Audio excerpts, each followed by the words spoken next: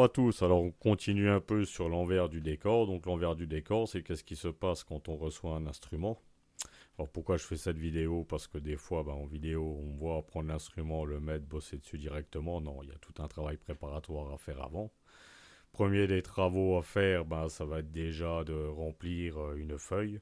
Donc moi, c'est mes feuilles maison, hein, c'est des feuilles d'intervention sur lesquelles il y a tout ce qui concerne l'instrument, donc marque, modèle, numéro de série, mais aussi toutes les informations sur le client, surtout dans le but d'établir un devis, les travaux que le client a demandé, les travaux supplémentaires que moi je peux voir. Donc on remplit un peu tout. Alors c'est vrai qu'aujourd'hui j'ai tous les carnets d'entretien, mais les carnets d'entretien, ce n'est valable que si c'est compris dans le devis, quoi. Là, je dois faire le devis, donc forcément, je vais pas déjà dire c'est 5 euros le devis. Donc on commence déjà à regarder, on fait le tour, on marque toutes les informations et on va faire le tour complet de l'instrument. Alors pourquoi le tour complet? Pour voir qu'est-ce qu'il y a à faire, qu'est-ce qu'on peut faire, est-ce qu'il y a des pièces à commander, est-ce qu'on a des pièces suffisamment en stock et surtout voir tout ce que le client n'a pas forcément vu sur sa base et qu'il va falloir qu'il choisisse si on doit faire ou pas. Bon là déjà, la première des choses, on voit qu'il manque les cordes et qu'il manque un scié, mais ça n'empêche qu'on va vérifier toutes les mécaniques. Donc ça, j'ai déjà fait une vidéo sur comment les démonter, les refaire, les rondelles, les scies, ça, mais c'est à vérifier. Donc là, petit resserrage, est-ce que c'est suffisant? Oui, il n'y a pas de jeu. On va les vérifier aussi au-dessus. Ça, j'ai fait une vidéo complète sur le démontage des mécaniques fermées et sur toutes les mécaniques. Donc là, en l'occurrence, il va falloir qu'on en ouvre une pour voir si on peut supprimer le jeu, si ça vient bien de ça, ou si c'est juste les qualités des mécaniques qui sont moyennes. Mais ça vaut quand même le coup d'en ouvrir une. Donc ça, c'est pareil. On le note. On le note aussi pour s'en rappeler le jour J. Parce que bon, là, en l'occurrence, celle-là, je vais la faire assez rapidement, mais il faut que je commande des pièces, donc ça risque de prendre du temps. Et je me rappellerai pas forcément de tout ce que j'aurais vu, donc on va pas faire le travail deux fois. Donc après, on continue sur le manche, hein, on vérifie l'état des frettes, l'état de la touche, est-ce qu'il faut faire des travaux dessus. Donc là, en l'occurrence, non, je saurais qu'elle est quand même plutôt en bon état. Beaucoup de pièces manquantes, mais en assez bon état, même pas beaucoup de rayures. Donc bien sûr, on voit qu'il manque un scié. Alors le scié, qu'est-ce qu'on va faire? Est-ce qu'on en a en stock? On sort la petite boîte magique et puis on regarde un peu ce qui nous reste. Et comme là en l'occurrence, j'en avais aucun qui pouvait correspondre à ce type de basse. Donc aucun dans le sens des pré-entaillés. On va partir d'un brut et puis on va lui retailler un beau petit scié en os tout neuf fait maison. Donc ça, le scié, on le sort et on le garde parce que on va tout mettre dans une petite boîte ou un petit sachet. Donc ça, suivant l'instrument, ça dépend de ce qu'on a besoin de mettre comme pièce et qu'on gardera avec l'instrument pour quand on aura tout, pouvoir attaquer. Et comme ça, au moins pour une gestion des stocks, ça permet de voir ce qui reste en stock et ça permet aussi de sortir directement du stock. Puisque bon, là en l'occurrence, avec des scies, on en a toujours d'avance, mais des fois on se fait quand même assez rapidement gagner. Donc après, on continue les vérifications sur le manche. On s'aperçoit qu'il est quand même beaucoup trop bombé. Donc on va déjà regarder au niveau de la tige de réglage. Est-ce qu'il y a quelque chose de particulier? Ça c'est le problème que je vous ai indiqué dans les vidéos sur les truss roads. Que parfois ça arrive que quand l'instrument il reste très longtemps sans les cordes, mais avec la tige en tension, il risque d'être quand même beaucoup trop bombé. Là, en l'occurrence, même malgré les tensions d'une corde de basse, j'ai quand même un doute. Donc, dans tous les cas, on va dévisser complètement la tige de réglage et on va regarder si déjà il revient un peu et sinon, il faudra, comme je vous l'ai dit, précontraindre le manche. On va pas précontraindre pour serrer comme on avait vu dans la vidéo, je crois que c'était sur la basse Hondo, mais le précontraindre dans l'autre sens. Donc là, en l'occurrence, je vous montrerai en fin de vidéo parce que c'est ce qu'il va falloir faire. Mais on vérifie quand même que le jeu soit à peu près identique de chaque côté. Pourquoi? Parce que sinon, ça veut dire que le manche, il est voilé. Bon, là, en l'occurrence, il est quand même encore droit, mais il va falloir le précontraindre. Donc on perd pas les pièces, on met pas tout forcément non plus dans des petits sachets. On remet tout simplement le cache-tige sur le manche et on va vérifier le reste. Donc là on tombe sur des problèmes de vis au niveau des micros.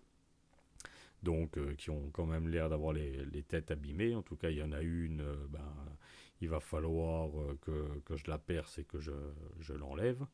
L'autre, on vérifie s'il va falloir les changer aussi, parce que je commence à avoir une tête qui est bien abîmée. Donc c'est bien, au moins ça veut dire que l'instrumentiste avait fait pas mal de tests sur ses micros et avait surtout réglé la hauteur de ses micros. Donc ça, normalement, sur les Spector, je crois qu'ils étaient faits par EMG, mais c'est des passifs, c'est pas du tout une basse qui est active. Donc comme on va dire pour le scier, on va regarder si on a les bonnes vis. Donc d'une manière générale, ça va, hein, c'est pas, on n'a pas non plus à faire à chaque fois des vis qui sont différentes. On arrive toujours plus ou moins à avoir les mêmes. Des fois, elles ont 1 mm de plus en longueur ou 1 mm de moins. Comme pour le scier, on va préparer les vis, on va bien vérifier que ça soit les bonnes et on va les mettre de côté. Donc comme j'ai un doute sur le fait qu'il va peut-être en falloir deux, on verra au démontage, donc on va en mettre deux de côté et on mettra donc tout ça dans une boîte. Donc là on remet aussi la vis qui nous a servi, on va dire, de mesure, on la remet sur l'instrument et on va pouvoir continuer à vérifier le reste. Donc toujours très important, hein, pour une question de gestion des stocks, quand on reçoit un instrument et qu'on sait quand même très bien qu'on va devoir le refaire directement, tout mettre en place. Donc on note. Comme c'est une basse, il va falloir aussi vérifier le diapason pour déduire pour les cordes. Donc ça, j'ai tout marqué dans le livre, hein, puisque les basses, c'est assez particulier par rapport à une guitare. Parce qu'autant en guitare, on va parler que de taille des cordes, des tailles dans le sens tirant, mais pour les basses, il va aussi y avoir une question de longueur. Donc ça, vous avez tout dans le livre. Après, on continue nos vérifications, on va passer au niveau de l'électronique.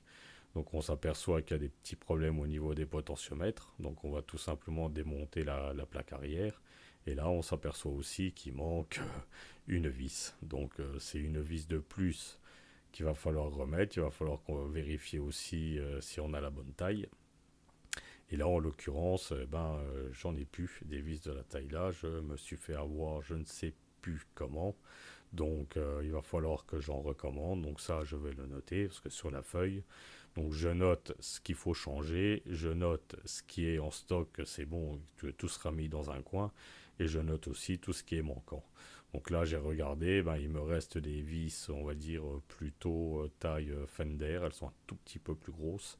Et celle-là, on est plutôt dans une taille type Gibson. Donc il n'y a pas grand-chose, hein. Il y a à peu près, on va dire 0,5 mm de différence au niveau de la tête. Mais bon, la différence, elle est quand même là. Donc comme de toute façon, je dois commander des pièces pour cette basse, je vais en profiter pour racheter des vis, hein. Bon, les vis, c'est des sachets de 10, de 50 ou de 100, donc ça dépend des vis. Mais c'est important de venir se dire, il faut en recommander. Et comme c'est des vis, on va dire, qui sont d'un usage assez courant, on va quand même en commander quelques-unes. On va pas juste en commander une. Et de toute façon, je ne sais même pas si ça se vend à l'unité. Or, nous, on les vend à l'unité pour le client, mais grossiste, je crois pas qu'ils les vendent à l'unité. Donc, on va continuer nos vérifications. Et là, donc, on s'est aperçu qu'il y avait un problème sur deux potentiomètres. Alors, il y en a un, un des potentiomètres de volume qui est complètement bloqué. Donc est-ce qu'on va réussir à le ravoir? Ça, je ne pense pas. On a l'autre, il a juste l'air dévissé, mais il n'a pas l'air fameux non plus. Donc ça, c'est pareil. Il va falloir prendre en compte le fait qu'on risque d'avoir à en changer un ou deux. Donc vérifier qu'on en est bien en stock. Mais avant, on va aussi faire quelques essais. Alors même s'il n'y a pas les cordes, des fois en tapotant un peu dessus, on entend quand même, hein, s'il y a du son au niveau des micros. Donc c'est plus ou moins toujours la même chose, hein. On branche, on met, on tapote et puis on essaye de voir au niveau des commandes. Alors la tonalité, on va jamais vraiment voir une différence, mais en tout cas le volume, oui. Donc là, le potentiomètre qui est bloqué, lui, il empêche le micro de fonctionner. Donc on va essayer de voir si c'est un problème juste du potentiomètre. Il y a 90% de chance, mais ça peut être aussi un problème de micro. Disons que si on n'entend rien, ça ne veut pas forcément dire que c'est mort, mais il vaut mieux faire attention, quoi. Donc là, grâce à une petite pince croco avec un fil, j'ai chanté le potentiomètre et comme j'entendais le même volume, donc le micro n'a aucun problème. Donc on prévoit qu'il y a certainement deux potentiomètres à changer. Donc le potentiomètre pour le changer, des fois c'est marqué dessus, il n'y a pas de souci, mais là avec les soudures, je ne vois plus rien dessus, ni sur l'un ni sur l'autre. Donc je vais un peu repérer. Donc repérer quoi? Il va falloir vérifier donc la résistance. Et il va falloir aussi vérifier la courbe. Alors si ça vous dit, je vous ferai une petite vidéo pour voir comment on teste un potentiomètre. Alors si le premier est vraiment mort, peut-être des fois celui d'à côté nous donne des indications. Si par exemple on a deux volumes et deux tonalités, il y a un volume qui est mort, on va regarder sur le deuxième un peu ce que ça peut être. Ça nous permet des fois d'avoir une aide. Mais dans tous les cas, il faut commencer par tester au multimètre. Comme quand je vous l'ai dit, on ne peut pas voir les indications. Donc on note qu'il faudra changer deux potentiomètres. Minimum un. Bon, on pourra commencer par en faire un. Et quand les cordes seront montées, tester le deuxième. Vu qu'on n'est pas obligé de démonter l'électronique par au-dessus en enlevant les cordes. Comme par exemple sur une guitare type Stratocaster. Donc là, après, on remet les vis. Or, les vis, pas la peine de les mettre au maximum, bien entendu, parce qu'on va les redévisser. Et on va s'attaquer au plus gros, c'est-à-dire qu'il manque tous les pontés au niveau du chevalet.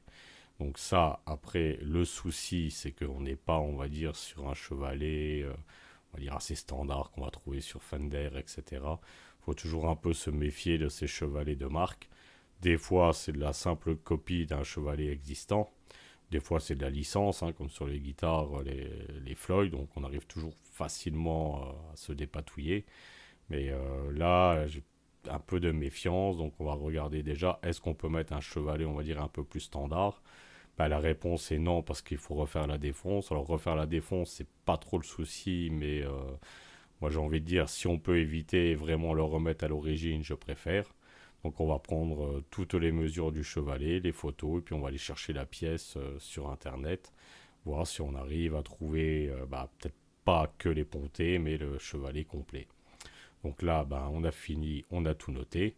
On va tout mettre dans un petit sachet donc qui va accompagner la basse jusqu'à ce qu'on ait, là en l'occurrence, trouvé les pontés. On met tout ensemble et comme on a vu que le manche, il avait quand même assez pris et j'ai peur qu'au remontage de ne pas pouvoir vraiment faire un réglage pile poil. Je préfère le pré-contraindre et le laisser un peu comme ça jusqu'à ce que je reçoive les pièces pour voir si ça s'est amélioré. Donc la pré-contrainte, cette fois, elle est dans l'autre sens. Parce que là, on part sur le fait que le manche, il est beaucoup trop bombé. Donc on va disposer les cales dans l'autre sens. On a bien entendu complètement dévissé la tige de réglage, hein, ça on l'a vu tout à l'heure. Et on va le laisser reposer comme ça. Donc les pièces, si je suis obligé de les faire venir des USA, ça va être long. Si je suis obligé de les acheter par reverb ou autre, par des enchères, ça risque d'être long aussi. Donc on va la laisser tranquillement jusqu'à avoir tout reçu avant de la rattaquer. Mais en attendant, on a du boulot.